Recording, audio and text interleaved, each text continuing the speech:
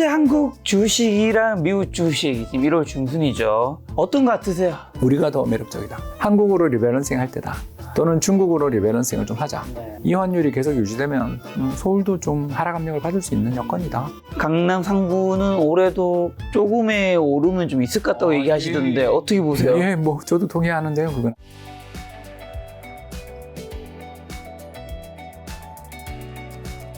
그렇습니다. 얼마 전에 이제 프리즘 투자자문 좋은 소식이 있다면서요? 예, 이제 B2B 말고 개인 투자자 자금, 그러니까 B2C 자금만 운용자산 잔고가 1,000억 넘었습니다. 그러니까 B2B는 언제 나갈지 모르는 돈이거든요. 근데 비해서 B2C는 아무래도 개인들이 앱을 깔아서 그걸 이체를 해주신 진짜 귀한 돈들인데 이제 그 돈이 1,000억을 돌파했으니까 이제 회사가 이제 간신히 조금 자립의 길로 가고 있습니다.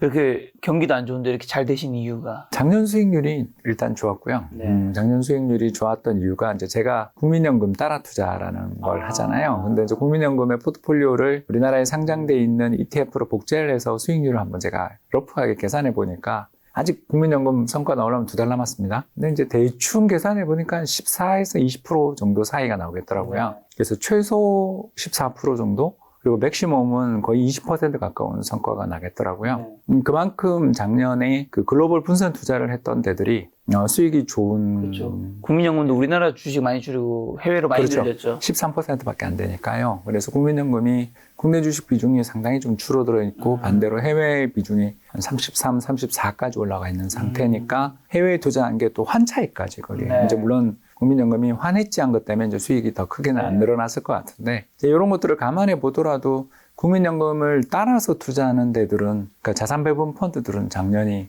정말 한 5년 내 최고의 성과가 난 해였던 거죠. 그 덕을 좀 봤습니다. 국민연금 얘기해 주셔서 그래도 대표님 출연시 한번 여쭤보고 싶었던 게 국민연금 같은 기관에서 아직 그 비트코인을 살 수가 없잖아요. 너무 못 사죠. ETF가 살 수가 없잖아요. 그래서 간접 투자로 마이크로 스트레지 주식을 산 걸로 제가 알고 있는데 이게 비트코인 못 사기 때문에 그걸 샀다고 받아들이면 되는 건가요? 아니면 다른 거로 받아들여야 돼요? 그래서 국민연금이 비트코인이라는 자산을 좀 좋게 본다고 받아들여야 되는 건지 정확한 의미 뭐로 받아들여야 될까요? 요새 관심은 갖고 있는 것 같아요. 왜냐하면 전 세계 글로벌 연금들 컨퍼런스나 그쪽에서 나오는 보고서 보면 그 대체 자산의 하나로 그동안 국민연금을 비롯한 전 세계 자산 그 관리하는 회사들이 컬티베이티브 그러니까 삼림 평지에 만들어진 상업용 숲 이런 것들에 대한 투자를 통해서 굉장히 좋은 성과를 기록했었는데 이제 이쪽의 성과가 최근에 안 좋아지고 있대요. 왜 그러냐 하면 전 세계 연기금들이 와 이거 좋다는 거 알고 다 덤벼들어서 그 땅값이 올라서 그렇답니다. 그러니까 이런 식으로 연기금들도 남들보다 미리 선점을 해야 이제 돈 버는 세상에 왔기 때문에 이게 남보다 미리 선점할 수 있다고 생각되는 자산에 대해서는 굉장히 관심이 많을 거고 아마 제가 봤을 때 몇 년 내, 수년 내에 전 세계에서 어떤 연기금이 처음으로 투자했다. 소식들이 분명히 저는 나올 거라고 생각하기 때문에 관심은 가지고 있을 거라고 생각합니다. 근데 이제 그 회사를 투자한 목적이, 물론 이제 저희가 상장돼 있는 ETF 사는 셈 치고 이 회사 산다라는 그 그렇죠. 개념은 저도 알고는 있지만 100% 그 의도인지는 저도 이제 판단하기는. 어쨌든 추측을 하고 있다.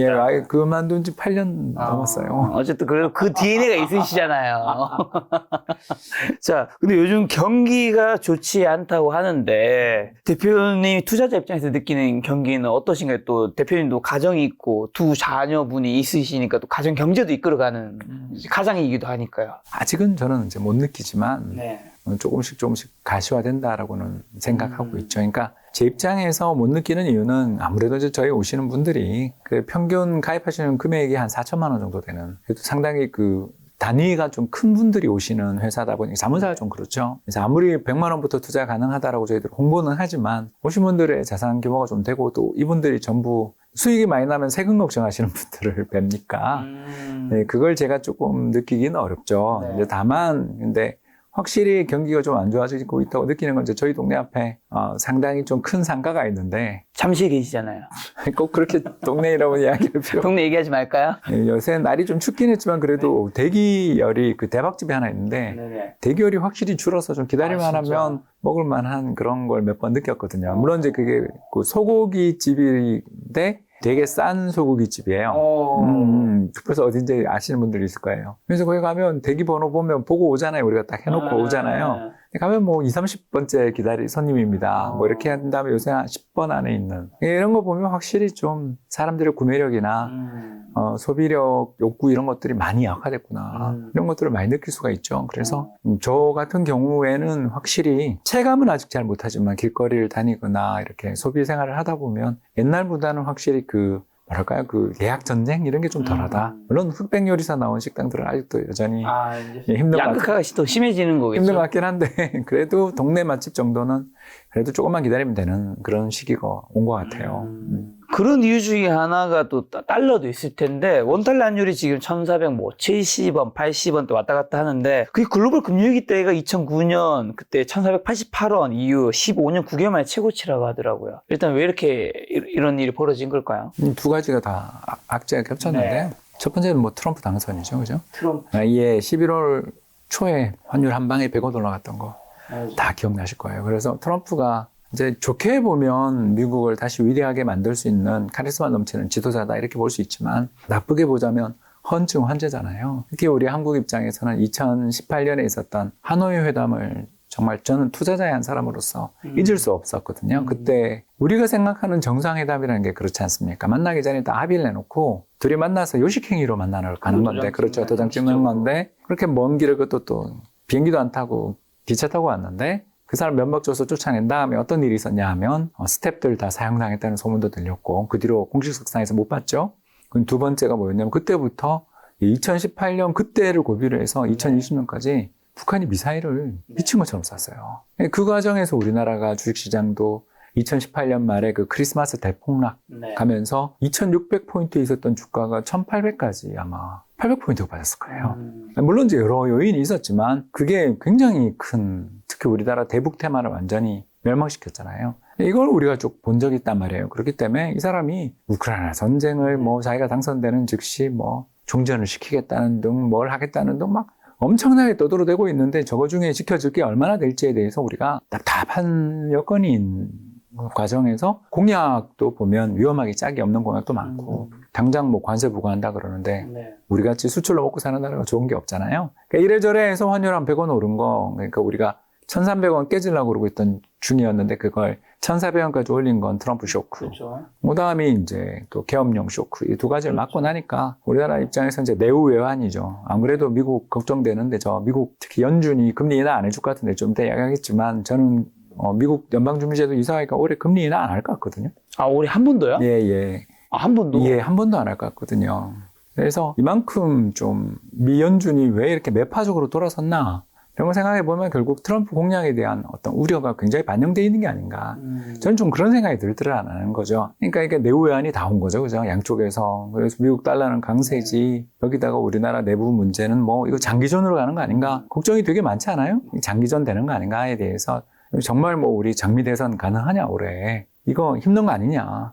헌법재판소부터 시작해서 오만 쪽에 다 우리가 생각했던 빠르게 탁탁탁 진행될 줄 알았던 거는 이미 많은 부분 기대가 약화되고 있는 거고 그 기대 약화된 게 좀 외환시장에 많이 반영된 거 아닌가 이래 봅니다. 자, 그럼 강달러가 계속해서 앞으로 장기화될 확률도 있는데 이게 한국 경제랑 주식시장에 미치는 영향, 악영향은 뭘까요? 일단 뭐 수급이 안 좋죠. 수급. 예, 외국인 입장에서 달러화로 자기 그 수익 평가를 받는데 원화에 투자를 하면 앞으로 환율이 더 만에 하나 오른다면 평가 손실이 더 커지는데 이거 마음 편하게 투자할 수 있겠냐? 그러니까 들어와서 투자를 하더라도 이게 뭐 개별 종목 단위로 좀 이렇게 투자를 하는 거지 바이코리아라고 할 정도로 심하게 아주 세게 이렇게 살 거냐? 못 사겠죠. 네, 이거가 첫 번째 걱정인 거고 이제 두 번째 우리 입장에서 또 문제가 되는 거는 이런 식으로 이제 강달러가 가게 될 때 이게 이제 취약한 나라들이 망하거든요.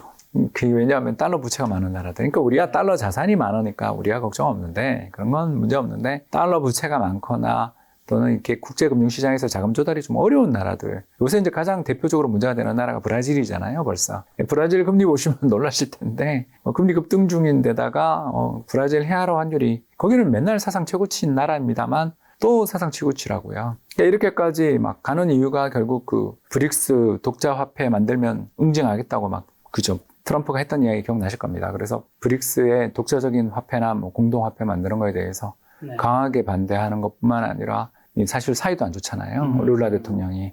그러니까 우리야 뭐 대통령 부재 상황입니다만, 권한 대행 상황입니다만, 아무튼 거기는 거기대로 또 그런 문제가 있는 나라들 환율이나 그 나라의 금융시장 보고 있으면 야, 이 강달러의 영향력이 벌써 나타나는구나. 이거 꽤 많이 느끼게 되죠. 이제 마지막 세 번째는 좋은 점도 있긴 있는 게, 이제 우리나라 입장에서는 수출로 먹고 사는 나라인데, 그렇죠. 이번에 특히 산업연구원에서 나온 우리나라 13대 주력 수출 산업 그 업황 전망하는 데 보니까 정보통신, 반도체, 바이오 헬스, 그리고 정유, 아무튼 뭐 굉장히 많은 우리나라의 주력 산업들을 올해 해를 그려놨더라고요. 이거 그렇게 자주 있는 일이 아니거든요. 해가 여기도 해가 좋다는 거죠. 예, 그러면 적어도 한 10% 정도 본다라는 거거든요. 성장을. 그러니까 그만큼 우리 기업들이, 죄송합니다. 정유가 아니고 화학이었고요. 화학이, 네. 예, 정유가 안 좋은 쪽에 속해 있었고. 정보통신, 반도체, 바이오 헬스, 화학, 예. 그리고 조선도 좋게 보는 것 같고. 뭐 이런 정도의 산업들에 대해서는 이 13개 주력 수출 산업 중에서 이 산업들이 좀 보시면 알겠지만 상당히 비중이 큰 산업들을 다 좋게 보는 거니까 올해 우리나라 2025년 고환율 덕분에 수출 전망이나 기업들의 실적은 그렇게 나쁘진 않을 것 같은. 왜냐하면 뭐 예전에 100달러에 제가 10만 원 받던 걸 15만 원 받아오고 그러면 이게 굉장히 큰 차이가 나잖아요. 그래서 그만큼 우리 수출 기업들 입장에서 본다면 뭐랄까 이렇게 외화 가득이 훨씬 쉬워진 그런 상황이라서 해볼 만한 해죠. 근데 다만 이제 불확실하니까 적극적인 베팅, 적극적인 어떤 수출 시장 공략보다는 그냥 이제 바운더리를 지키려는 그런 게 나올 가능성이 있다는 게 좀 걱정이긴 합니다만, 그래도 뭐 안 하는 거보다 낫잖아요. 그리고 수출이 잘 안 풀리는 것보다는 수출이 잘 풀리는 게 좋은 일이니까 그런 면에서 좀 기대해 볼 만합니다. 기대 불만하다고 해주셨는데, 근데 제가 그 기획재정부에서 경제 전망 발표할 때 2025년 경제 성장률을 한국을 1.8%로 얘기했던데, 이건 굉장히 낮은 거 아닌가요? 낮죠. 우리나라 잠재 성장률보다 2% 정도인데 그거보다 낮게 본다라는 거니까 뭐 굉장히 안 좋게 보는 거죠. 그러니까 지금 대표님 말씀하신 앞에 거랑 지금 뒤에 거랑 뭐가 다른 거예요, 그러면? 아까는 수출이고 이건 내수를 이야기하는 거죠. 이건 내수만 얘기한 건가요? 아니요. 수출하고 내수를 다 합친 거지만 수출이 이렇게 주력 수출 산업들이 좋다라는 이야기를 거꾸로 이야기하면 내수 마이너스라는 이야기. 그래야 1.8이 나오겠죠. 그러니까 그만큼 우리나라 내수 경기, 특히 음식료, 자영, 뭐 숙박, 도소매, 뭐 이런 건설 이런 쪽은 올해 진짜 힘들다고 봐야죠. 근데 그러면 수출이 좋으면 우리나라 대표적으로 수출을 먹고 사는 나라라고 얘기하잖아요. 수출로 잘 벌면 내수 한국에서 뭔가 쓰겠죠. 수출이 좋은데 내수는 왜 이렇게 안 좋은 거예요? 돈 안 가져오는 거죠. 뭘 안 가져와요? 그러니까 불확실하잖아요. 그러니까 이 이야기를 참 슬픈데, 이제 어떤 기업의 오너예요, 우리가. 네네. 오너인데, 올해 이제 사업 계획을 작년 10월 정도에 짜놨는데, 다 헛수고가 됐잖아요. 환율도 그때 뭐 한 1,300원 예상했던 게 1,500원 가까이 돼 있죠. 그렇죠. 거기다가 뭐 정부가 이쪽으로 방향을 잡고서 정책을 펼치는 거예요. 우리가 수능에서 이쪽에 좀 눈치 봐서 이것도 하고 정부 보조금도 좀 타고 국가 뭐 시책 사업들을 좀 해보자 이렇게 계획을 했을 텐데 전부 지금 동력이 다 떨어지는 상태가 됐어요. 그러면 이제 제가 오너인데 우리 기획팀 모아놓고 회의하면서 뭐라 그러겠어요. 야, 일단 위기관리 경영이야. 제일 중요한 건 현금이야. 들고 있고 환율. 야, 달러 더 올라갈 수도 있는데 해외에서 달러 수출 대금 받아온 거 있으면 일단 해외은행에 넣어놔. 이랬을 것 같지 않으세요? 벌써 뭐 요새 어디 우리 국내에서 실제로 뭐 어디 건설사가 어디가 망했니 위험하네. 뭐 당장 이번에 신동아 건설 그렇게 되고 보면 정부의 영이 안 서는 환경이 왔다고요.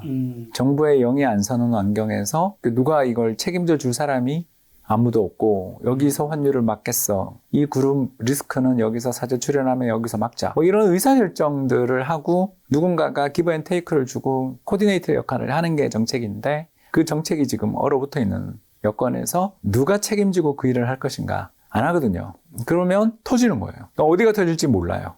그리고 또 차기가 어떻게 될지도 모르고 아니면 다시 윤프가 복귀할 수도 있는 거고 모르잖아요. 아무도. 이럴 때 현금을 쥐고 있고 달러를 해외에 두고 싶지 가져와서 사람 고용하고 투자하고 싶어요? 너무 불확실히 크니까. 그렇죠. 그 돈이 안 들어온 거죠. 그러니까 수출이 잘 되면 수출 대금도 딱딱 부품 대금도 잘 결제되고 사람도 고용하고 보너스도 풍족하게 주고 투자도 집행하고 뭐 이런 게 있어야 되는데 제가 봤을 때 상반기에는 적어도 다 얼어붙어 있는 이런 여건인 거죠. 그러니 심리도 일단 안 좋고 뭐 심리가 좋을 게 없잖아요. 심리도 안 좋고 또 작년 4분기 정부가 부동산 관련돼서 대출 규제했던 그 령은 일단 또 아직 남아있지. 그래서 부동산도 살짝 꺾인 기분 나지. 뭐 이게 지금 거기다 올해 재정 긴축도 또 말도 못하게 강한 재정 긴축이 올해도 진행 중인데 지금 2022, 23, 24, 25 만 4년째 정부가 재정 긴축하고 있는 중이고 이렇게 저렇게 해서 내수 쪽은 지금 희망이 없는 그러니까 수출 안만 잘 돼봐야 수출 기업들 일부 또는 뭐 수출 기업들이 그냥 포드 이제 주주들한테 향후 장기간에 걸쳐서 제가 돈을 이렇게 벌면 얼마나 해주겠어요.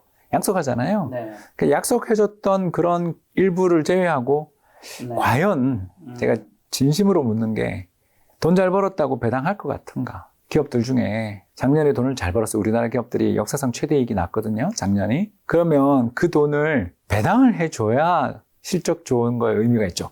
근데 배당도 안 해준다. 안 해줄 가능성이 있죠. 아까 현금 챙기는 거에 배당 컷도 포함될 거라고요. 네. 우리 당장 2020년 코로나 때 제가 우리나라를 대표하는 수출 기업에 배당 받아보겠다고 우선주 샀다가 배당 컷 나는 바람에 공경에 처했다는 이야기 했던 거 기억나실 겁니다. 우리나라 기업들은요, 우선주도 배당 안 해주고 막 그래요. 그게 우리나라 기업들의 그 거버넌스 시스템인데, 작년 연말에 배당주 박살나는 거 봤잖아요, 우리. 네. 주식뿐만 아니라 주주들의 입장에서만 힘든 게 아니라 내수 경기 전체를 보더라도 이게 돈이 안 풀리는 그런 상황으로 가고 있는 중입니다. 자, 지금 이런 강달러를 보면서 어떤 분들은 외환위기 상황이 올 수 있다 이렇게 좀 강하게 얘기하신 분들도 있는데 그런 위험 요소도 있는 건가요? 기술적으로는 없는데 기술이 뭐냐면 외환보유고 고갈돼가지고 돈을 못 주는 게 기술적으로 외환위기인데 그거는 불가능하잖아요. 왜요? 왜냐면 우리가 1조 달러나 순자산을 들고 있으니까 남한테 빌려준 돈이 더 많아서 그게 1조 달러가 되거든요. 많이 있다. 그래서 우리나라만큼 해외에 돈 많이 빌려준 나라가 한국이랑 일본, 중국 정도 말고는 없는데 이게 어떻게 망할 수가 있나. 근데 이제 그분들이 망한다라는 게 나라가 망한다라는 그 개념은 아마 경제가 어려워진다라는 쪽으로 이야기하시는 거라면 그런 가능성이 있는 게 만에 하나 지금은 물가가 안정돼 있지만 수입 물가까지 급등하면서 인플레이션까지 가서 한국은행이 지금 금리 인하를 할 거라고 다 기대하고 있는데 한국은행이 금리 인하는커녕 인상을 해야 되는 상황까지 몰린다라면 내수 경기가 상당히 더 어려워질 수도 있잖아요. 그러면 이제 그분들이 말하는 위기가 올 수도 있는 거죠. 근데 이제 그거는 조건이 되게 많이 붙었잖아요. 그래서 여기서 환율이 얼마가 더 올라야 물가가 오를 것인가부터 뭐 한국은행이 금리를 인상하고 내수 경기가 파탄나고 뭐 이런 그러니까 굉장히 많은 조건을 들여야 위기라는 말을 이야기할 수 있는 거고 저는 그래서 그냥 외환위기 이야기하시는 분들은 개념을 명확하게 이야기하고 해줬으면 좋겠다. 그냥 환율이 많이 오른 게 외환위기냐 아니면 나라가 디폴트 나는 거 딴 나라의 돈을 못 갚아서 부채 위기가 나는 게 외환위기냐라고 하면 일단 그 정석적인 의미는 제가 지금 이야기한 거잖아요. 근데 이거의 가능성은 우리가 세계적인 채권 국가이기 때문에 그런 건 아닌 거고 이제 남들을 우리가 오히려 망하게 할 수도 있죠. 왜냐하면 우리가 돈 빌려준 거 갚아 이러면서. 그런 거는 있죠. 근데 아직 우리는 경상흑자가 매월 한 90억 불에서 100억 불 나는 나라가 어떻게 망해요? 자, 지금 금리 얘기 주셔서 미국 연준에서 올해 금리 인하 안 할 수도 있다. 예, 저는 그렇게 제가 알고 보고 있기로는 작년에는 원래 올해 4번을 예상했는데 그냥 2번으로 줄면서 약간 자산시장에 영향을 줬는데 아예 안 할 수도 있다고요? 예, 제가 봤을 때는 연말로 가면서 인상 가능성도 있다. 예, 그만큼 미국 경제가 좋아요. 그러니까 생각한 것보다 훨씬 좋다. 그리고 작년 9월에 연준의 금리 인하는 아마 역사에 남을 실책이 아니었나. 아, 진짜요? 예, 빅컷 했잖아요. 0.5%. 네. 0.5% 하자마자 미국 경제 부동산도 역사상 최고치지, 코인값도 역사상 최고치지, 주식 가격도 역사상 최고치지. 그러니까 전부 자산 시장의 거품 리스크를 엄청나게 만들어 놓고 경제 성장률 보면 지금 3%씩 계속 나오고 있는. 그러니까 경제 성장률이 그 3분기 3%였거든요. 3분기 3%였는데 금리를 인하했다. 거기다가 인플레이션 안 꺾여가지고 또 지금 물가 상승률 계속 3% 레벨에 왔다 갔다 하는데 여기서 금리를 인하했다. 이거는 결국 선거용 아니었냐. 11월 5일 날 있는 선거에서 민주당 대통령 만들어주기 위해서 너네가 작당한 거 아니냐. 라는 쪽으로 적어도 트럼프는 생각하지 않을까. 그런 식으로 정치 또는 이런 거에 개입한 것처럼 보이는 현재 지표만 보면 금리 인하는커녕 인상을 해야 될 정도로 좋은데 그것도 빅컷을 해서 3번 연속 인하해서 100bp를 인하해놨다. 이건 굉장히 문제가 될 소지가 있죠. 그래서 저는 일단 9월에 50bp도 잘못 인하한 거지만 12월 금리 인하는 진짜 이상했다. 그 트럼프 경제정책이라는 게 좀 이상한 거 트럼프 경제정책의 미래 경제 효과가 인플레를 자극할 수 있다는 게 분명히 주고 있는데 왜 12월에 굳이 그렇게 금리를 인하해야 됐었나.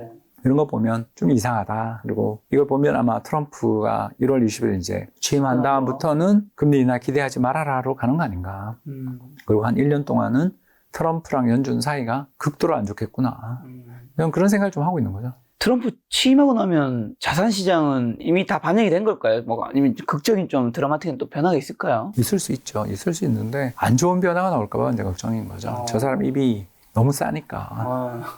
뭐 당장 파월 또 자르겠다 그럴 텐데 그 내년 4월까지인가 3월까지 임기가 보장돼 있는 사람을 증권감독위원회 위원장 자르듯이 그렇게 할 수는 없잖아요. 그렇죠, 그렇죠. 이게 굉장히 중요한 보직인데. SEC 의장은 본인이 사퇴했죠. 명예로운 사퇴를 위해서. 예, 근데 SEC는 대부분 그 정부가 바뀔 때 함께 그만두는 게, 임기 남아있어서 그만두는 게 과거에 이제 그 사례였기 때문에 그렇게 볼 수 있지만 연준 의장은 그런 적이 없거든요. 연준 의장은 법에 의해서 철저히 보호받는 존재고 이 사람을 탄핵할 방법도 없어요. 근데 2018년 그 주가 폭락을 이끌었던 요인 중에 하나가 그 트럼프가 파월 탄핵하겠다고 을러대다가 주가를 그 미국 주가도 결국 연말에 폭락했거든요.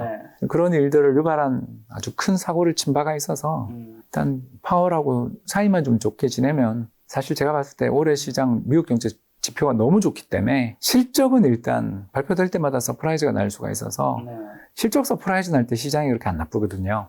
그렇기 때문에 충분히 올해도 미국장 좋아 보이는데 연준이랑과의 관계가 좀 걱정거리입니다. 그리고 또 일각에서 한국 경제 잃어버린 10년 온다고 하는 분들도 있는데 왜냐하면 성장률이 너무 낮다 보니까 이런 의견은 어떻게 보세요? 말도 안 되는 이야기들을 하시는 분들이 계시고요. 그리고 이제 이런 이야기 하는 분들은 이제 표현이 좀 그렇습니다만 딴 나라를 몰라서. 딴 나라는 더 처참하다? 예, 더 처참하죠. 그래서 지난 15년 정도의 OECD 가입 국가의 생산성 향상률을 조사를 해보면 이제 생산성이 뭐냐면 여기서 말하는 생산성이란 노동과 자본, 토지 이런 걸 전혀 투입하지 않은 상태에서의 생산의 증가, 생산 효율의 증가. 그러니까 쉽게 얘기해서 우리가 똑같이 예전하고 똑같이 일을 했는데 유튜브가 퀄도 올라가고 더 또 많이 찍고 이러면 생산성이 오른 거잖아요. 그렇죠. 그런 적이 있잖아요. 우리가 처음에 할 때는 되게 시행착오가 많았는데 점점 우리가 채널을 운영하다 보니까 노하우가 생기고 또 네트워크 효과까지 생겨서 이렇게 줄줄이 고구마를 땡기면 이렇게 죽일다고 계속 좋은 분들이 오잖아요. 예전과 똑같은 퀄리티와 양이 나오는데 들어가는 시간이 헐 줄거나 헐 줄죠. 아니면 똑같은 시간을 투입하면 훨씬 퀄이 좋아지거나. 맞아. 그러니까 이렇게 되는 게 생산성이잖아요. 그런 거가 측정을 해보면 세계 1위가 이스라엘이고 세계 2위가 한국이거든요.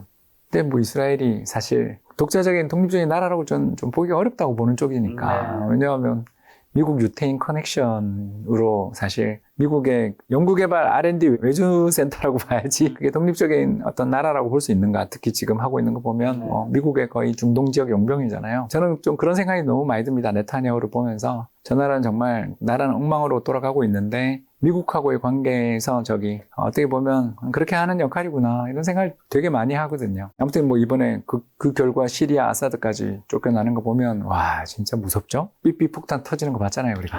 예, 이제 그런 나라인 아주 특수한 나라를 제외하고 보면 세계에서 우리가 생산성 향상률이 세계 1위예요. 그러니까 이런 나라가 잃어버린 몇 년이라는 이야기를 한다는 자체가 거기다가 환율도 얼마 전에 1,080원, 1,050원에 있었던 나라가 1,450원, 80원이니까 환율 400원 오르고 생산성 엄청 좋은 나라가 완전히 지금 사실은 신삼저를 만났는데 먼저 원저, 그리고 유가, 저유가, 저환율. 그러니까 1980년대 삼저 이후 40년 만에 지금 신삼저를 만난 나라인데 우리 정부가 영 이상해져가지고 그래서 이 기회를 놓치는 것 같아서 안타까운 거지. 사실 지금 우리나라 국내외 환경이 그러니까 뭐 트럼프가 대만이랑 어떻게 하고 북한이랑 어떻게 하느냐가 걱정이긴 한데 그걸 빼고 보면 우리나라 경제 환경이 이렇게 지금 불황을 이야기할 때가 아닐 정도로 굉장히 좋은 여건이잖아요. 그런 상황에서 뭐 잃어버린 몇 년이라는 이야기를 하려면 이게 뭐 근거가 있어야 되는데 생산성이 뭐 박살났냐 아니면 뭐 우리가 디플레이처했냐 아니면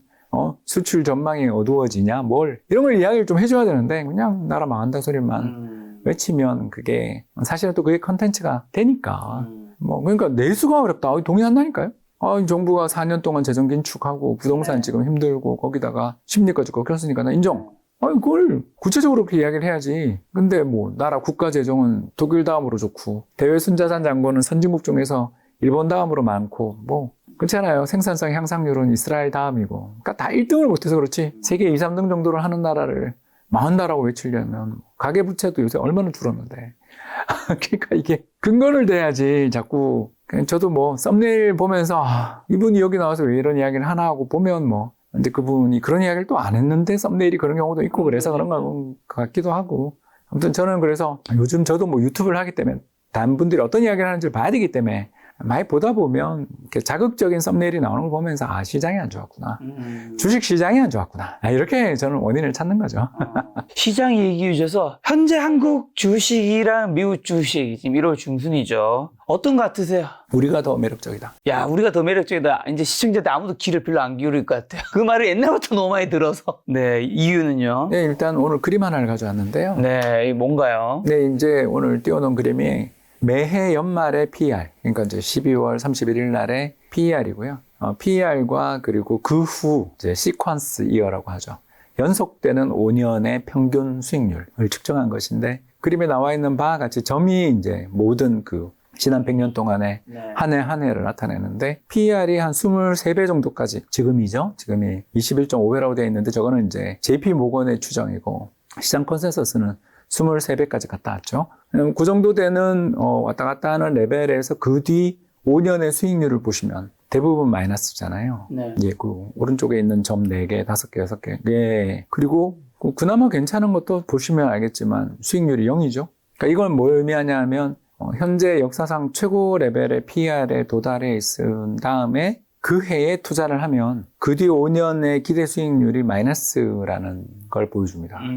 그리고 이 수익률은 특히 배당을 포함한 수익률이니까 실제 주식 매매에 따른 수익은 대부분 마이너스라는 거죠. 그러니까 이게 PER이 가지는 의미가 PER이 높다고 해서 주가가 빠진다라는 게 아니고요. PER이 높을 때 투자를 하면 그 뒤에 투자의 리스크가 높아진다. 근데 그게 딱 언제 터진다고는 말 못한다. 5년 안에 터질 가능성이 있다는 정도지. 그러니까 그 높은 PER이 유지 못 되고 펑 터질 가능성이 있으니까 저는 평균 수익률이 저 모양이 됐을 거 아니에요. 저 모양의 수익률이 됐다라는 건 그 뒤에 위기가 올 때 약하다. 외부 충격이 올 때 약하다. 지금 이게 S&P 500이죠. 예, S&P 500의 이제 토탈 리턴 인덱스. 그러니까 이제 배당 포함 수익률입니다.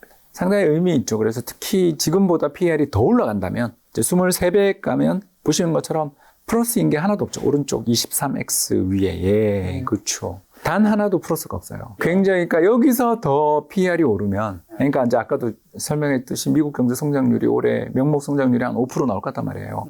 엄청난 거죠. 네.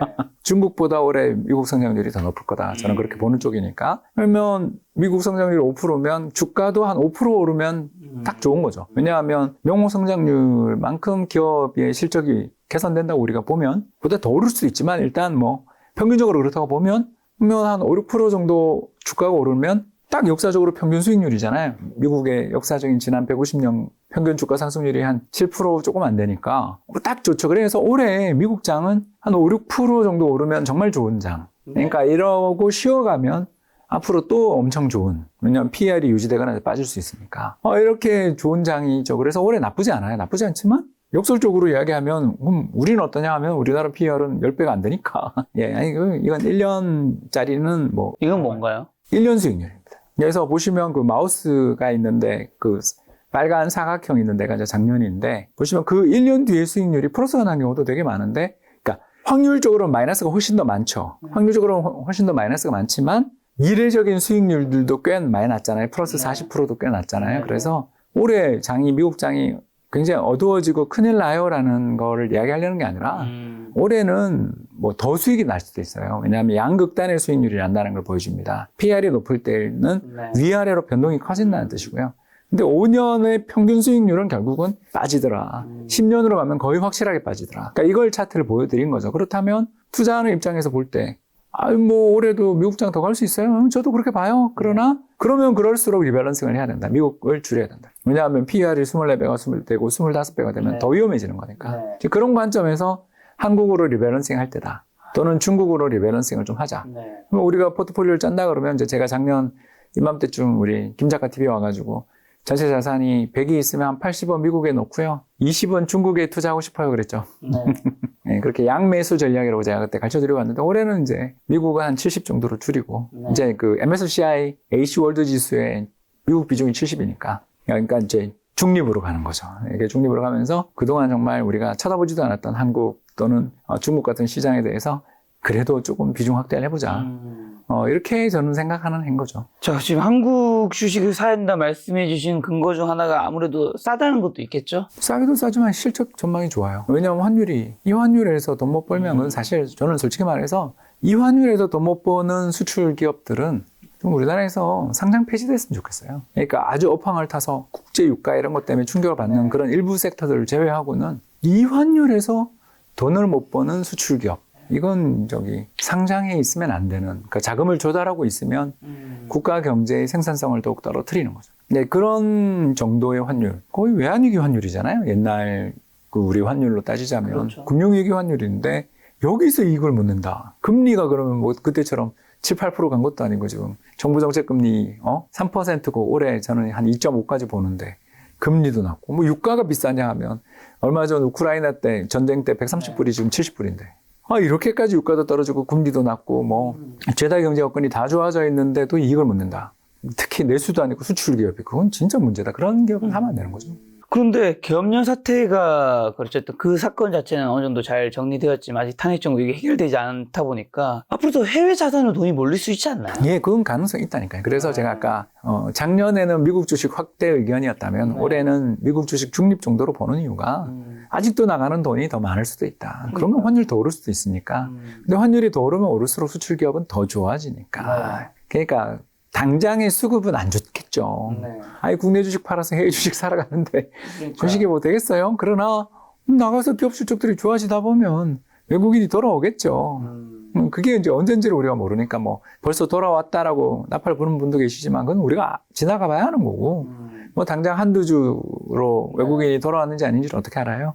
다만 우리가 올해 그래도 이제 장이 좋은 첫 번째 이유는 기업 실적이 좋다는 거. 그리고 두 번째가 국민연금 리밸런싱이 그래도 조금은 있을 것 같아요. 국민연금이 국내 주식 목표 비중이 지금 한 14% 후반 정도로 알고 있는데 현재 이제 최근에 발표됐던 10월 달 우리 국내 주식 비중이 13% 깨진 상황이고 연말 두 달 사이에 더 깨졌을 거 아니에요. 그러면 한 12% 돼 있을 거라고요. 그죠? 12%도 깨졌을 수 있죠. 그러면 12%에 15% 사이면 3% 정도 벌어진 거니까 이거는 리밸런싱이 들어올 수도 있다.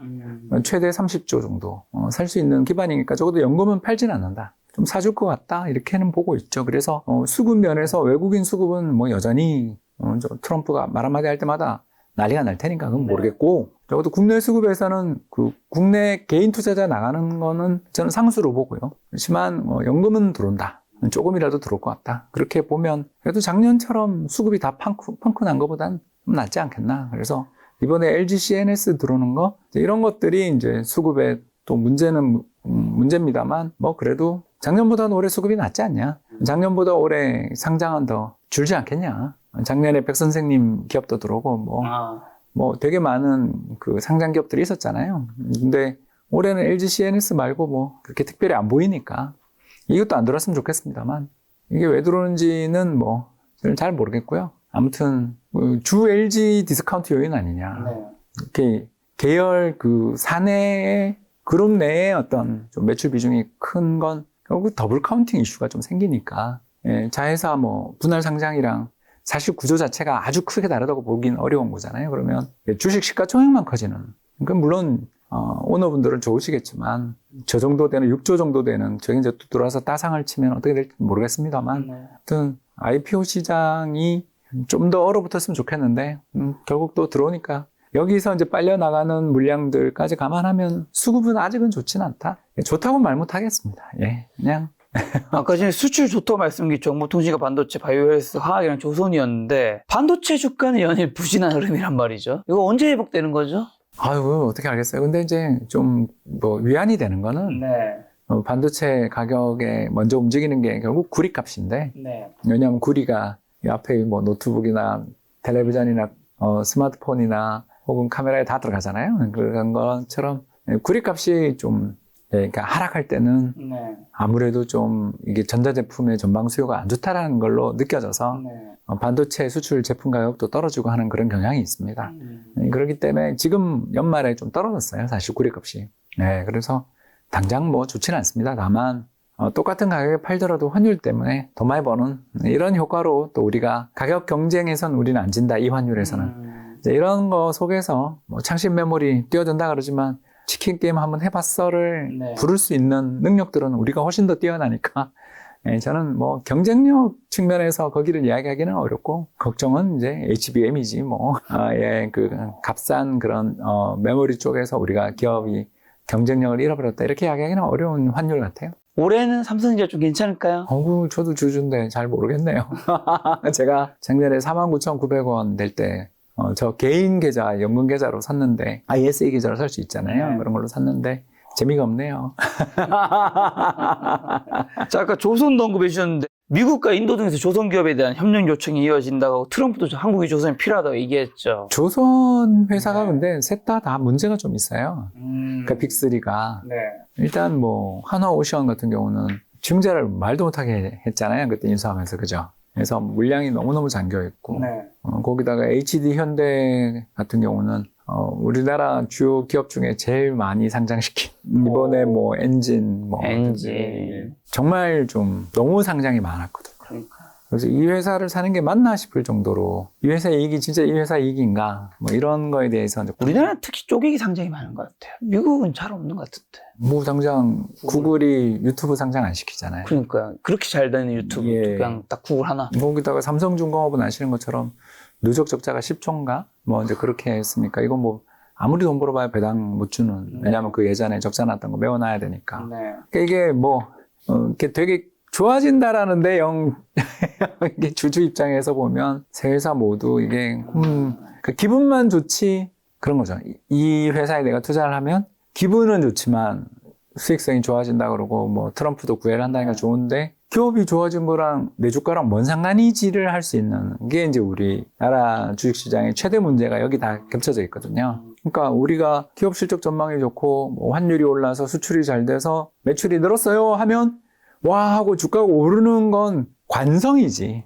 왜 오르냐라고 물으면 할 말이 없거든요. 네. 그래서 뭐 배당을 얼마 받았는데 자사주 매입 소각은 얼마 해줬어? 뭐 이런 이야기는 없잖아요.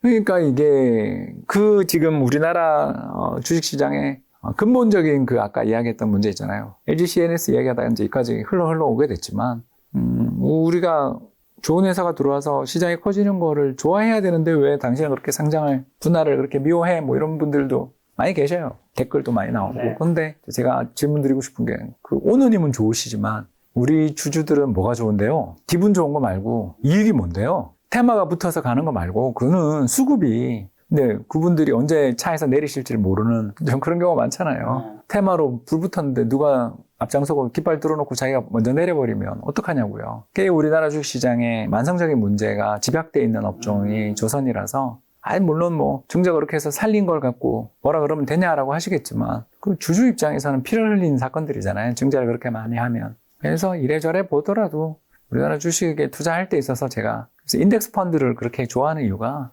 그냥 전체 기업의 이익이 늘면 배당 성향 자체가 올라가지는 않으니까 그냥 배당 성향 우리나라 20%에서 25% 사이로 그냥 19,000년 가는 나라니까 이 정도 배당 성향으로 가다 보면 뭐 배당이 이렇게까지 주가가 폭락한 상황에서는 배당 수익률도 좋고 하니까 그냥 한국 주식이 그래서 전체로 보면 싸니까 이런 식으로 제가 이야기할 수밖에 없는 그런 상황 같아요. 제가 얼마 전에 이제 그 어디 사이트에서 뭐 분기 영업이익 시가총액 22 기업들 분기 영업이익 현황판 비슷한 걸 만들어서 돌리던데 검색해 보시면 나옵니다. 제가 만든 게 아니어서 오늘 안 가져왔는데 그 보면 우리나라는 딱 이렇더라고요. 어마어마하게 이익이 잘 나지만 PBR이 1배 혹은 0.1배 사이에 분포되어 있는 절반. 나머지 이익은 거의 흑자도 못 나고 비리비리한데 PBR은 20배, 30배짜리 절반. 딱 그렇게 나뉘어 있잖아요, 한국은. 시가총액 상위 22기업 딱 보면 딱 그렇게 돼 있어요.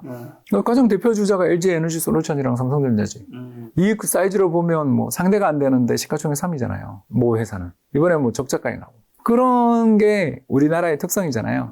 그래서 우리나라는 그 성장성에 어마어마한 밸류에이션을 주는 나라라는 거예요. 지금 당장의 이익보다 미래 성장 가능성에 대해서 엄청나게 그러니까 복권 주식을 좋아하는 나라인데 저같이 이렇게 투자를 하고 있는 입장에서 개별 종목 투자가 너무 리스크가 큰 거예요. 네. 왜냐하면 이 복권을 끌고 봤는데 꽝이면 우리 2023년 8월 이후에 2차 전지 주식들 어떻게 되는지 다 봤잖아요. 맞죠.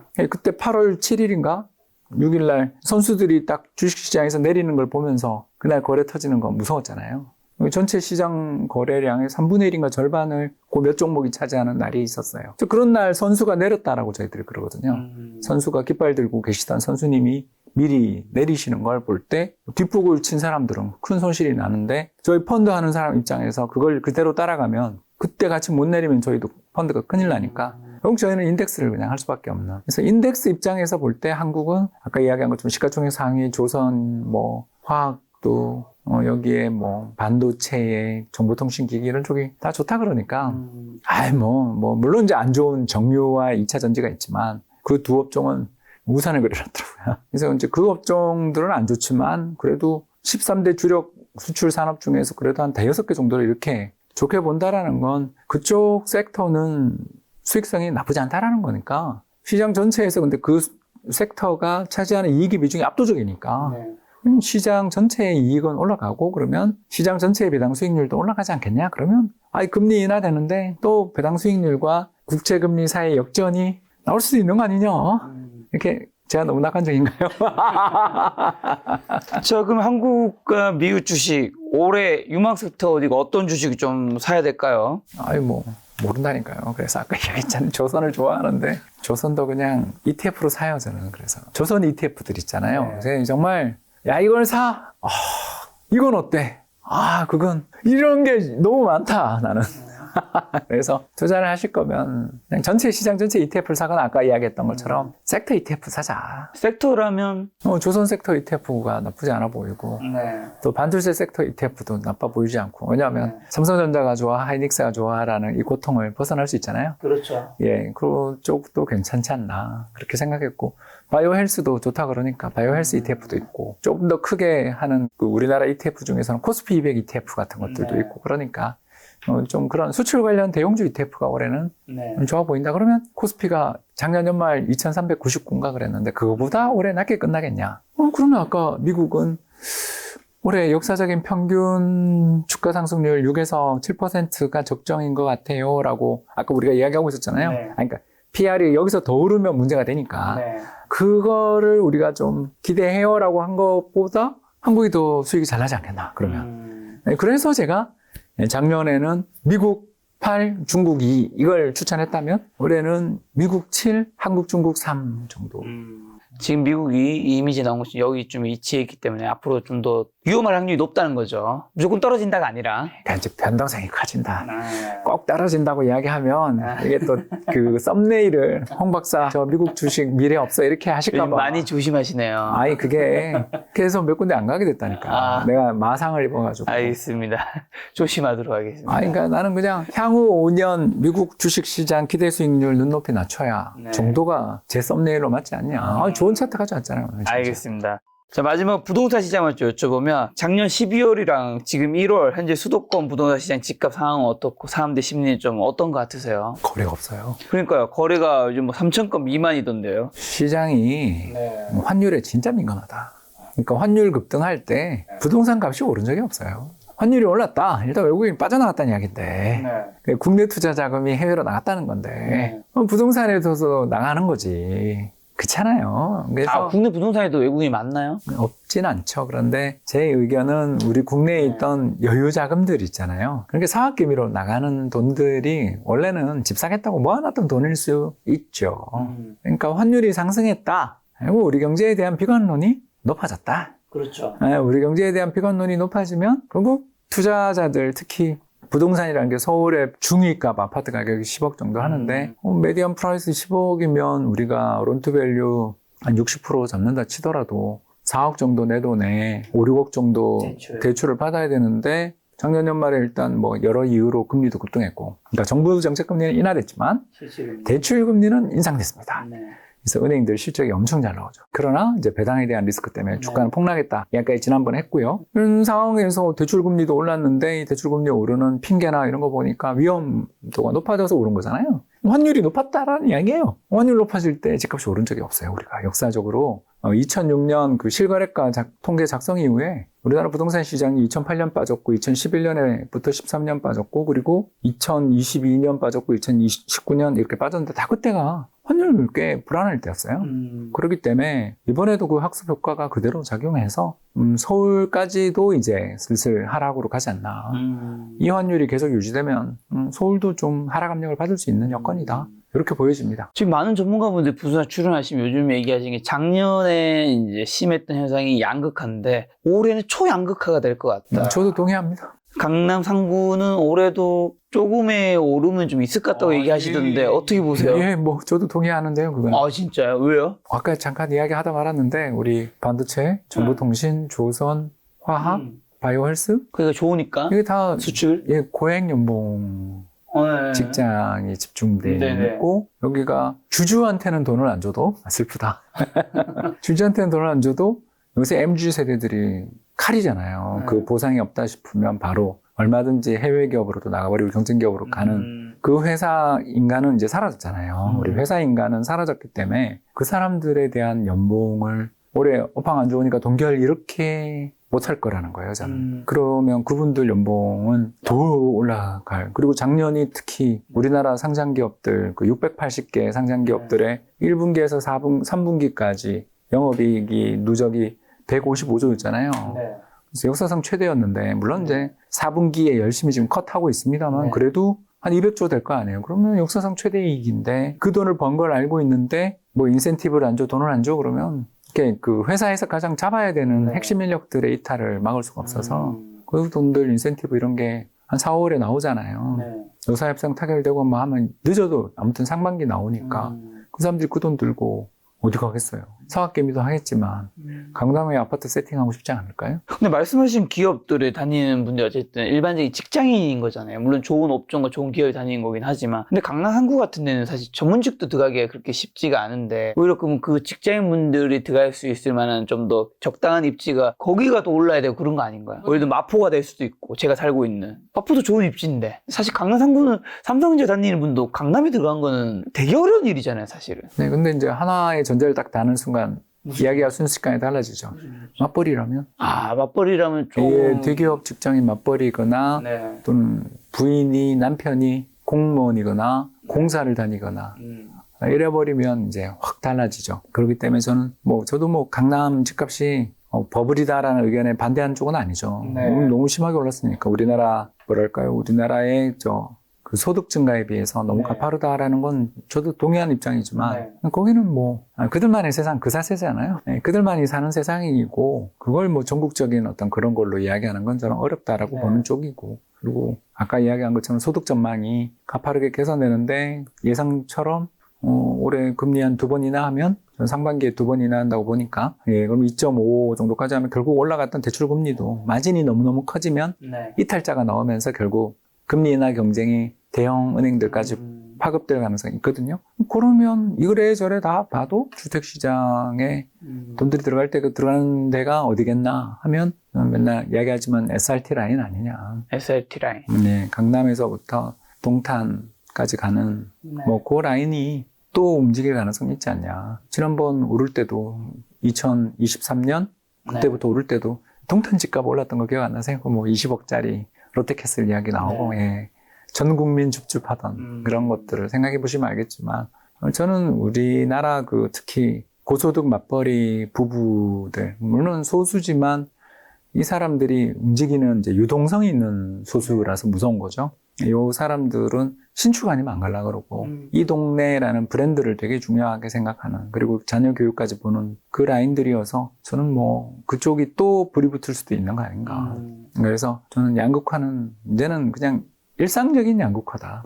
저는 그렇게 보는 쪽입니다. 그러면 그 강남 상구를 제외한 다른 이제 수도권이나 서울의 다른 입지는 올해 어떻게 될까요? 제가 작년에 제일 좋아했던 데가 구리였는데 구리. 기억나시죠? 8호선 연장 구간 개통으로 구리가 한번 빛을 볼 것이다. 제가 그렇게 작년 내내 떠들었는데 너무 빛을 많이 봐가지고 좀 이제 매력이 있는지는 잘 모르겠고 이제 그 다음으로 열심히 봐야 될 때는 광명인 것 같습니다.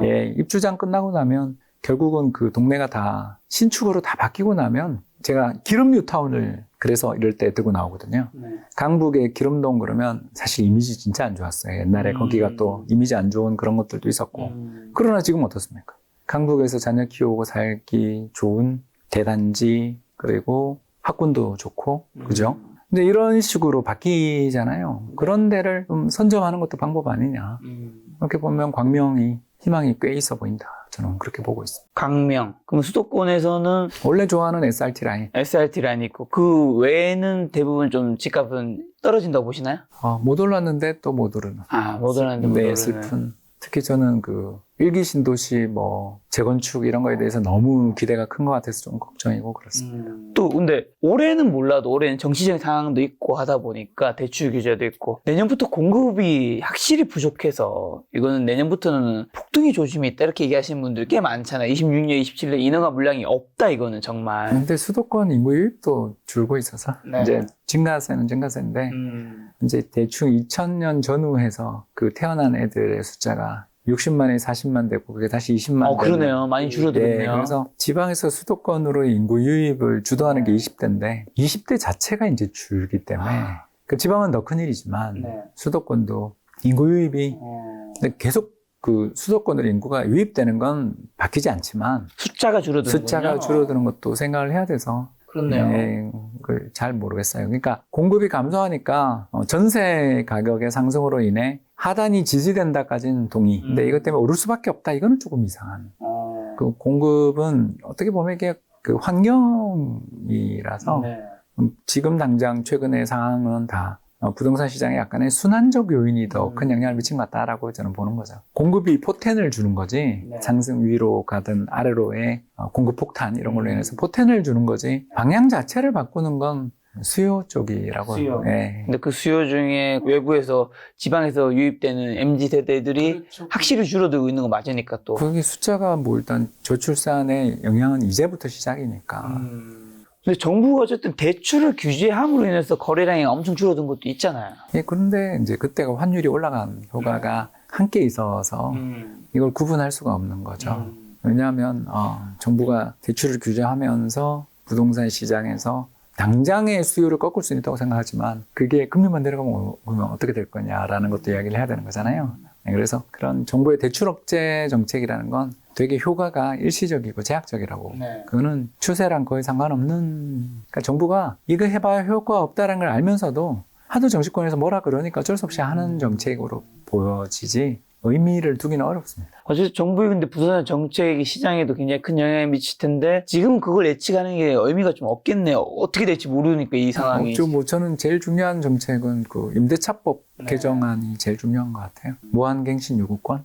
예, 그런 게 정말 현실화된다면 뉴욕골 날 수 있죠. 네. 뉴욕골이 난다는 게 정확히 어떤 의미죠? 예, 그 뭐 경제학 교과서에 제일 많이 나오는 시장의 실패 사례로 뉴욕의 임대료 규제를 두는데 그 도시를 파괴하는 가장 쉬운 방법은 임대료 규제, 상한 규제를 두면 그 도시를 폐허로 만들 수 있죠. 왜냐하면 집을 관리해야 될 이유를 가격을 못 올리니까 관리해야 될 이유가 사라지겠죠. 그리고 그 도시를 슬럼으로 만드는 가장 쉬운 방법이다라고 교과서에 그렇게 적혀 있죠. 그러면 서울의 부동산을 꺾을 수 있겠죠. 대신에 나라도 꺾이겠죠. 왜냐하면 서울에 모든 게 집중되어 있는 나라인데 그렇죠. 서울을 옛날 뉴욕의 하렘처럼 만들면 그 나라에서 다 부자들이 탈출하는 그런 일이 벌어질 수도 있어서 무한갱신 뭐 이런 거에 대해서는 저는 좀 신중하게 생각하고 법을 만들었으면 좋겠다 의견입니다. 지방 부동산 시장은 굉장히 매매가 좀 둔화됐는데 올해도 회복이 어려운 건가요? 그 울산 정도를 제외하고는 울산에 일자리가 있어서 그것도 있지만 거기 공급이 감소합니다. 지방의 이제 최대 문제가 뭐냐면 도심에 나이 드신 분들이 살고 또 도심의 소유권 구조가 복잡하니까 제 고향 뭐 대구에 대구역을 내리셔서 딱 그 동성로 쪽으로 걸어가다 보면 이게 이렇게 대구의 중심가가 일부 뭐 요즘 별로예요? 일부 아니요 안 가보셨잖아요. 동순호 안 가본 지 너무 오래됐어요. 예, 그러니까요. 대구백화점까지 문을 닫을 정도니까. 그러니까 이제 수성구로 가잖아요. 맞아 수성구. 예, 그러니까 이제 제 말은 이런 대구의 사례에서 보듯이 지방 도시의 최대 문제가 뭐냐면 도심에 이런 그 슬럼화가 되고 도심이 낙후화되면 여기를 재생시킬 생각은 안 하고 신도시를 건설하러 가요. 그래서 저 고향 쪽은 성서, 달서, 예, 달성구 쪽으로 갔고 그쪽을 또 엄청난 신도시가 있고 또 수성구로 갔다가 지금은 반야월 혁신도시까지 그리고 그쪽으로 또 지금 이번에 도시철도 연장까지 이루어지고 있는 거 보셨을 겁니다. 그러니까 이거가 뭘 의미하냐면 지방은 도심에 문제가 생기면 재생을 시킬 생각 안 하고 아주 손쉬운 해결책 외곽으로 나가버려요. 부산도 그렇죠. 명지도시에 기장에 이게 다 이게 이제 경상도 사람이라 우리가 그쪽이 친숙해서 이렇게 바로 사례가 나오는데 제 와이프가 광주 사람이라 광주도 그렇다 그러더라고요. 상무지구도 그렇고. 그러니까 이게 다 외곽으로 나가버리는 게 굉장히 쉬운 해결책이 되면서 도넛이 돼요. 안은 공동화가 되고 외곽으로만 계속 나가니까 두 번째 이제 문제가 뭐냐면 도심이 그렇게 되고 슬럼이 되는 문제와 함께 공급이 끝이 없이 그냥 우리 그 외곽으로 계속 번져만 나가는 그런 일이 벌어지는 거죠. 도심을 왜 안 살리는 거예요? 그 중심을? 너무 이해관계가 복잡하고 시간이 오래 걸리니까 그냥 손쉬운 해결책을 찾으러 가는 거죠. 그리고 또 토호님들이 또 외곽에 땅도 많이 가고 계시니까 자기 땅 개발하고 이렇게 싶어. 도너츠처럼 이렇게 외곽에 하는 게 결국에는 뭐 안 좋은 것처럼 뉘앙스로 얘기하시는 그 도시가 이제 무너지는. 왜냐하면 이제 도시에는 세 가지 정도 기능이 있다고 저희들이 보통 이야기하는데 이건 이제 도시공학 하시는 분들한테 물으시면 굉장히 이걸 잘해주는데 첫 번째가 치안, 두 번째가 교통, 세 번째가 보건 이렇게 나오거든요. 네 번째가 교육인데 교육은 그래도 우리는 조금 약간 이거는 좀 덜한 문제일 수도 있고요. 왜냐하면 아파트 단지 만들면 학교 세워야 되는 그런 게 있으니까. 근데 이게 이제 인프라라고 부르는 사회 인프라라는 것들이거든요, 이게. 근데 이제 인구는 주는데 도심으로 가면서 이렇게 흩어지는 거예요. 어떻게 되겠어요? 이게 다 엄청난 비용이 들겠죠, 이게. 도심에 인구 50만이 사는데 한 구에 모여 산다.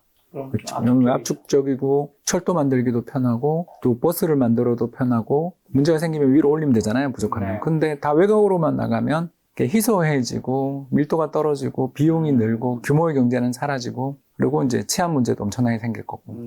이런 도시들이 지방 도시는 다 이래요. 안 그런 도시가 세종시 정도 말고는 없으니까.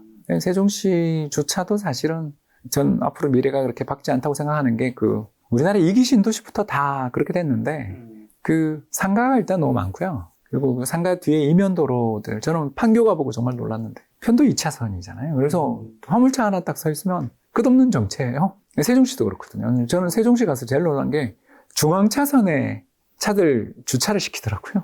이렇게 용 모양의 그 정부종합청사 밑에 중앙차선에 차를 주차를 시키더라고요.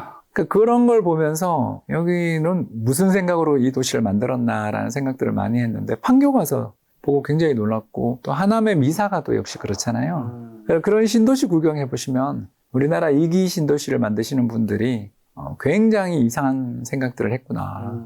네, 그러니까 이제 차를 가지고 다니지 않는 걸어 다니고 자전거 타고 다니는 사람들을 위한 자족 도시 뭐 이런 꿈을 꾸고 그런 도로들을 만들었겠죠. 그런데 아무튼 이상해요. 근데 이제 차라리 그래도 2기 신도시야. 계획이라도 있고 뭐 도로라도 그래도 또 장기적으로 보면 광역 급행 철도들이 들어오기라도 하지. 지방의 대도시들은 그렇지 않잖아요. 그런 면에서 울산은 옆에 산이 너무 많아서 그런지 그나마 그래도 좀 그 공급이 조금 덜하다. 그리고 조선업 좋으니까 일반 기계 쪽도 지금 좋은 업황이니까 살아나고 있어서 지방에서 지금 희망이 있는 데는 저는 울산 정도. 예. 자, 부동산에서 마지막 질문으로 무주택자금 1주택자분들은 지금 어떻게 해야 될까요? 아까 괜찮은 지역으로는 강명은 얘기해 주셨고 저는 솔직하게 이야기해서 좋은 타이밍은 끝났고 22년 말 23년 초가 타이밍이었고 그 타이밍 2년이 지나서 이렇게 이미 선호되는 지역들은 다 올랐는데 그렇죠. 많이 올랐죠. 예, 많이 올랐는데 여기서 뭐 따라잡아라 이야기는 저는 못하겠고 아까 말씀드린 그런 일부 아주 희망은 그래도 조금 있는 지역들 쪽으로 한번 선별적으로 접근하시면 괜찮지 않을까 생각합니다. 네, 박사님 오랜만에 나오셨는데 저희 시청자분들에게 올해 2025년 투자 조언 한마디만 주고 가신다면요. 국내장 떠나라고 외치던 홍 박사가 이제 한 2년, 3년 만에 좀 약간 변심했다. 네, 그래서 다들 한국 시장을 천덕꾸러기 취급할 때 그럴 때 좀 한번 봐도 되지 않을까. 그렇지만 우리나라 기업의 거버넌스는 믿으면 안 되니까 개별 종목에 대한 과도한 희망은 버리고 인덱스 투자를 하자 이런 생각을 가지고 있습니다. 근데 많은 분들이 그런 생각을 하잖아요. 인덱스를 할 거면 차라리 한국보다는 미국이고 개별 기업을 할 거면 한국에서 정말 실력 있는 회사를 발굴할 실력이 있으면 한국 기업의 그 주식이 개별 기업을 사자 이런 얘기 많이 하잖아요. 저는 하도 우리나라에서 험한 꼴을 많이 당해서 그런지 오히려 한국의 개별 기업이 더 무섭다? 끝이 없는 것 같아요. 바닥에 끝이 없는. 되게 슬퍼요. 저는 하도 많이 당해서. 미국은 좀 끝이 있나요? 아니요, 거기는 공매도 세력이 네. 존재하잖아요. 그래서 네네. 이번에 당장 힌덴버그가 그 회사 건드려서 박살을 내는 거 보셨잖아요, 우리. 그런 것처럼 공매도가 보고서를 몇백 페이지짜리를 탁 내면서 허위하고 이 경영자가 사기꾼 같은 애들을 철저하게 박살을 내는 경우가 종종 있잖아요. 근데 우리는 뭐 그런 거를 그 정보의 비대칭성이랄까 투명성이 너무나 떨어지니까 빨리 손절을 치고 나오기가 좀 어려운, 그리고 또 용기 있는 보고서 쓴 사람들이 험한 꼴 당하는 거 보고 그런 게 좀 있었죠. 뭐 저한테도 엄청 와서 하셨어요 그때. 그런 걸 보면 우리나라에서는 개별 기업은 웬만한 내공 아니고는 또는 웬만한 이 깜냥 아니고는 안 하는 게 낫지 않을까. 박사님 자문사에서는 한국 개별 기업 안 하나요? 예, 안 합니다. 안 하고. 인덱스만 해요. 그래서 코스피 200 TR 얼마나 좋은 상품이 있는데 개별 종목을 왜 하는지. 뭐 해외 쪽은 미국은 개별 기업을 하고. 아니요. 미국도 대부분 저희는 개별 기업은 거의 안 합니다. 능력 안 되면 인덱스로 투자해도 아까 제가 잠깐 국민연금 따라 펀드, 그 국민연금의 자산 배분 비율을 거의 90% 이상 말 복제한. 나온 김에 박사님 회사에서 어떻게 투자를 하는지 좀 얘기 한번 해주신다면. 그러니까 국민연금이 국내 주식 13%, 해외 주식 네. 34%, 대체 자산 투자 16%, 나머지 채권 이렇게 투자를 하고 있거든요. 그게 다 우리나라에 상장돼 있어요. 투자할 만한 ETF. 그래서 코스피 200 TR에 예를 들어서 13%, MSCI 월드 선진국 월드에 대해서 34%, 골드 16%, 뭐 예를 들어서 미국 국채 선물 7%, 나머지 30%인 한국 국채 선물 30% 이렇게 수익을 딱 해서 1년에 한두 번 정도 리밸런싱 하는 걸로 프로그램을 딱 짜서 돌리면 작년에 19% 나오더라고요. 근데 이제 국민연금이 19%만큼 수익은 안 났을 거예요. 왜냐하면 국민연금이 그 국내 부동산 투자가 좀 있었기 때문에 저는 이제 대체 자산 투자 16%를 골드로 딱 넣어버렸지만 국민연금이 골드에 투자 안 하기 때문에, 그리고 이제 대체 자산에 부동산에 투자를 하거든요. 근데 원래 골드에 투자 안 해요? 잘 안 하죠. 그 커머디티 투자를 잘 못하고 있습니다. 제가 있을 때부터 커머디티 투자 한다 그랬는데 하여튼 못하고 있더라고요. 그러니까 의미 있는 숫자는 아닌 것 같아요. 그러니까 했는지 안 했는지까지 물으시면 안 되고요. 그래, 아무튼 간에 의미 있는 숫자는 아닌 것 같아요. 그래서 그렇게 해보니까 그걸 국내 리츠랑 해외 리츠로에만 16%를 투자했다고 추정하니까 14% 나오더라고요. 그래서 14에서 19% 사이의 수익이 아마 최종적으로 나오죠. 뭐 사실 그 정도만 나와도. 근데 저희는 그보다 더 잘했거든요. 왜냐하면 더 잘 할 수 있으니까. 그 정도만 나와도 사실 그러면 5년이면 복리라면 2배인 거잖아요. 그러니까 굳이 개별 종목 할 필요가 있나? 개별 종목의 리스크에서 벗어나서. 개별 종목이 가지고 있는 고유의 리스크들이 있잖아요. 그런 거를 저희가 좀 벗어날 수 있으니까. 스트레스도 좀 덜 받으시겠네. 개별 기업 할 때는 이 스트레스가. 요즘 이렇게 좀 머리도 좀 안 빠지고 살도 좀 빠지고 이제 대표님 보낼 때가 된 것 같습니다. 사람이 이상해졌어요. 모시고 또 좋은 이야기 들어보도록 하겠습니다. 오랜만에 손님은 홍치호 대표님이었습니다. 지금까지 소중한 시간 함께 해주셔서 정말 감사합니다. 오늘도 김 작가였습니다. 고생 많으셨습니다. 감사합니다.